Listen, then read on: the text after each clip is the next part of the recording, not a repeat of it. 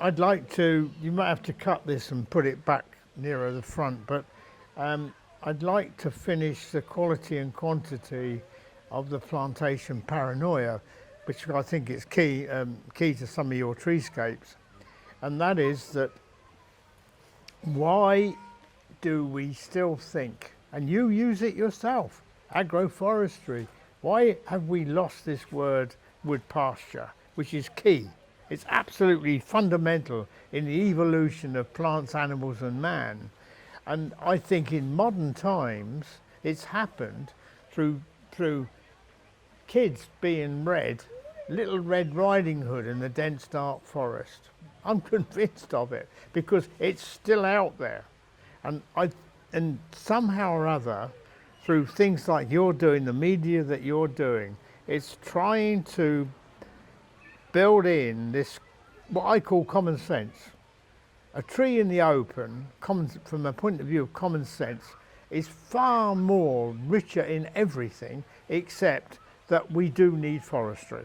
We cannot get away from not needing forestry. And I use the monument on the quayside in Liverpool, which is to the merchant seamen which lost their lives, if you like, in the Battle of the Atlantic. Churchill said it was the only thing that kept him awake at night was the German submarines, because these merchant ships were bringing food, munitions, people and processed timber. Can you imagine human beings risk their life to bring processed timber to the UK? And the biggest fire in London in the middle of the Blitz was processed timber on dockside, and it burned so well the German bombers were using it to get to the middle of London. So we can't separate out forestry. So this plantation forestry, we need it. We're going to need it. There's no question. But from the point of view of the rest of us, from amenity and wildlife and that sort of thing, and just the landscape beauty, we've got to get people to understand that well over 60% of the trees in our country are light demanding. Light demanding means that unless you take care of them, they don't grow in woodlands. And nor do all the wildlife and everything that's attached to them. So they are, and it's not to say also that the woodland trees won't grow in the open either. So somehow or other, we have got to get into their people's psyches that the Red Riding Hood story is about the dark spruce forests in Austria or Switzerland. Yeah. It's not in lowland Europe. And I'm adamant, but just 30 seconds, because this came up in what you were talking about, and that is that a single tree, a dome, is probably anything up to 50 to 100 times more valuable and richer in all the things that we need than a woodland tree. And I think therefore, if we're in the numbers game, people should say, I only planted 10 trees, but in fact, they're equivalent of 1,000 trees because I grew them in the open. There's a lovely quote from Oliver Rackham that 10,000 oaks of 200 years are no substitute for one 500-year-old oak. So it's not quite the same story about but he was of the plantation versus the open grown, but really that 500-year-old oak, to get to 500 years, grew in the open all its life. And this is another thing about these ancient trees that we're interested in. You don't really find ancient trees in closed canopy woodland. They are the ones that are outside. And so it's really, really important that if we want the whole range of biodiversity, that we are looking out for the ancient trees that need to be open grown all their long lives, really. Yes, Ted. Well, I was just going to pick on your point of picking on agroforestry, really, because my view and understanding of it as I look at it, more is really that the UK was a mosaic of habitats. It's pretty clear that for anyone really that was the case, and that's the case now, isn't it? And a lot of that is the result of farming or some type of system that's been imposed on it. And the question is really, how do we get from where we are now, not necessarily back to what it was, but how do we adapt to it to utilise these systems we knew used to be used for the benefit of everything? And the problem is, I think, that with some of these systems, going back to sort of wood pasture, is that we also have to marry that up with arable and some of the other systems as well. How do we change equestrian? So equestrian is a good example actually, because that's something that could be converted back to wood pasture, most likely I would suspect. But the arable crops are slightly more difficult because a lot of them need lots of light, but it's not always the case. Some of them grow better with protection from wind, and I'm going to talk a bit about this in another podcast around how coffee's been that's shade. It's being grown now. It's being grown in shade. It's being grown in agroforestry systems, and the more secure soil structure, the water that's retained in the soil, the protection from exposure, all of this type of thing has really helped coffee thrive and fight off fungi that already existed. Yes. And that's what we need to start looking at using with current agricultural practice. And I think the conflict between forestry and wood pasture and open growing trees really is how we use the timber.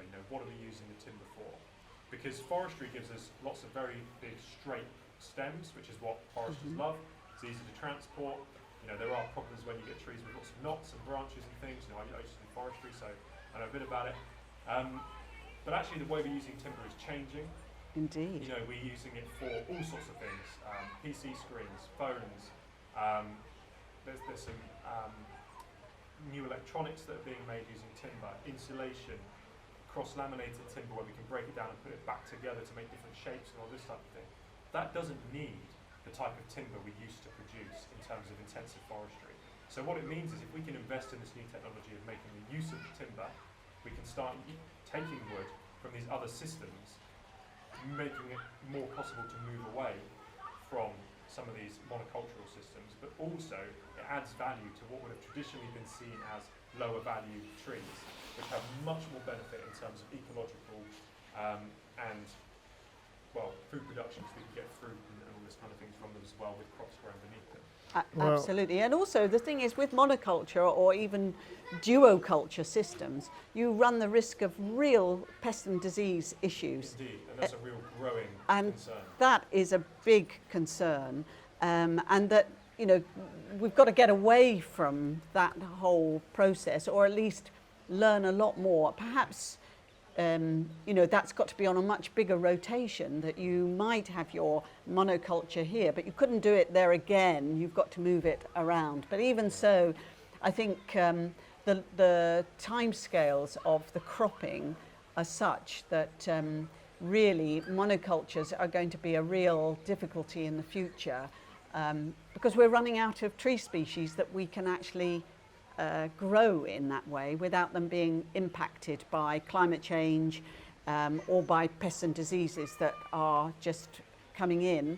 And we're damaging the soils, and this comes back to the point you were making earlier, that if we damage the soils, we're making the trees much more stressed and more vulnerable to the impacts as well. So it's a very challenging time, really, that we've got to address demand plus the climate crisis plus the biodiversity crisis, and this is quite a challenge, really. But Ted and I believe very strongly that there are lessons we can learn from the past, and I would really like to see a restoration of a lot of pollarding in various places, because for us it provides a lot of material growth on a regular basis, but meantime the trunk is getting bigger and bigger and providing the habitat for the rare organisms that need the trunk.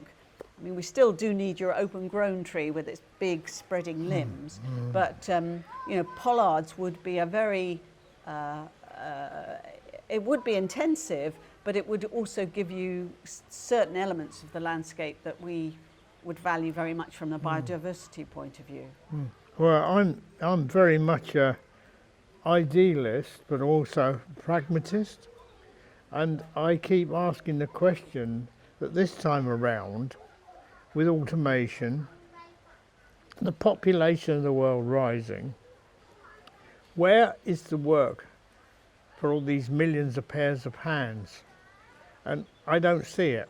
Yeah. So does that mean that society, not capitalism, not socialism, not communism, but society as a whole, has got to start thinking about how are we going to employ these people or what they want to do? You are a good example. You found a little niche, yeah, and that will expand. So we go back to, if you like, the curved wood. You mentioned it, that there are other uses for it. So you're going to have industries start up, small industries, not just in our country. There are entrepreneurs all around the world, but somehow we've got to find work for all these people. So I'm very, very optimistic about the shift, especially now COVID is kicked off and making us really rethink again. Because what's happening now, as far as I'm concerned, is no different to what happened to me in the war. You were told X, Y, Z, and you did it because it was for your self-preservation. And self-preservation is a great motivator for people.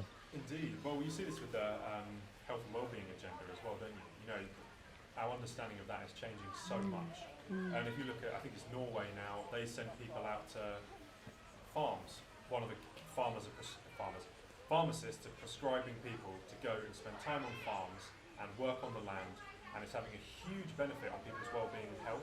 You know, and exactly as you said, with automation, jobs are going to change significantly. Yeah. We're going to have one of the real opportunities to regenerate the planet is going back to more traditional jobs. Yeah. So agriculture, forestry, and fishing. Fishing is a huge opportunity for regenerative fishing, which is coming. Yeah, well, two things. One is that there's an incredibly well-known study which was done in Sweden where they built two identical hospitals. One they actually built in existing treescape. We've got the trees already there. The other one, they created a landscape. But in the time that the landscape was being created, they looked at the efficiency of the two hospitals. The hospital which had already got trees, they found that everybody from the top consultant to somebody sweeping the drive were more efficient and more happy and everything about them was good. They then looked at the patients in the hospital, and the ones that were looking out a window at a tree recovered quicker. And need less painkiller as well. And less. So we've got, I mean, I forgot what the other one was now, but there's an interesting study on, I think it's on nurses. I'm going to butcher the statistics, but basically there was an assessment done of, they took a bunch of nurses, and there's 300 that had time off over the previous year for stress, and they'd taken significant amounts of time off. You're talking like 6 months off stress leave, and they took all of these people and put them on a program of having to spend 120 minutes in nature. This is where my statistics become wrong. It's either per day or per week. I can't remember which it was. But after 6 months of this program, 96% have returned to work, and after a year, 86% have returned to were still in work and not taking time off for extreme stress. So the benefit of spending time outdoors in the natural world is becoming more and more clear. And you're seeing this now with the NHS and the NHS forest and things like that to try and address the NHS. And actually, from a landscape architecture side of things, we talk a lot about green infrastructure, which is where all the living stuff goes within our cities and landscape. And some people are coining that now as health infrastructure, because actually it's the most effective thing we can do to improve people's health within urban